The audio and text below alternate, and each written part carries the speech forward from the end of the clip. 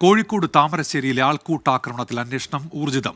മധ്യവയസ്കനായ കുഞ്ഞുമൊയ്തീനെ വൈദ്യുതി പോസ്റ്റിൽ കെട്ടിയിട്ട് മർദ്ദിച്ച സംഭവത്തിൽ പ്രതികൾ ഒളിവിലാണ്.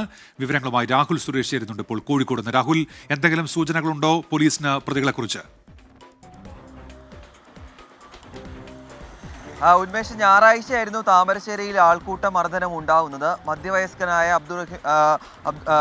അബ്ദുറഹിമാനെ പോസ്റ്റിൽ കെട്ടിയിട്ട് മർദ്ദിക്കുകയായിരുന്നു. പ്രതികൾ ഇപ്പോഴും ഒളിവിലാണെന്ന കാര്യമാണ് പോലീസ് ഈ ഘട്ടത്തിൽ പറയുന്നത്. 5 പ്രതികളാണ് ഈ കേസിൽ ഉൾപ്പെട്ടിട്ടുള്ളത്. അതായത് CPM-ന്റെ പ്രാദേശിക നേതാവായിട്ടുള്ള അബ്ദുറഹ്മാന്റെ സുഹൃത്തുക്കളും ബന്ധുക്കളുമായിട്ടുള്ള നവാസ് റഹ്മാൻ, ഉബൈദ്, പൊന്നൂട്ടൻ, ഷാമിൽ തുടങ്ങി 5 പ്രതികളാണ് കേസിലുള്ളത്. 5 പേരും നിലവിൽ ഒളിവിലാണ്.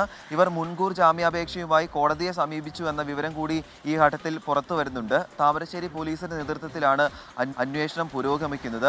ഈ സംഭവത്തിന് ആസ്പദമായ കാര്യം, 2 മാസം മുമ്പ് ഒരു യുവതിയോട് അപമര്യാദയായി പെരുമാറിയ കേസിൽ ഈ പ്രതിയെ അറസ്റ്റ് ചെയ്യുകയും തുടർന്ന് റിമാൻഡിൽ കഴിയുകയും ചെയ്തിരുന്നു.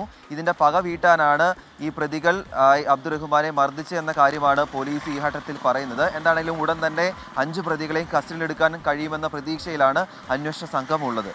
രാഹുൽ സുരേഷാണ് കോഴിക്കോട് നിന്ന് വിവരങ്ങൾ നൽകിയത്.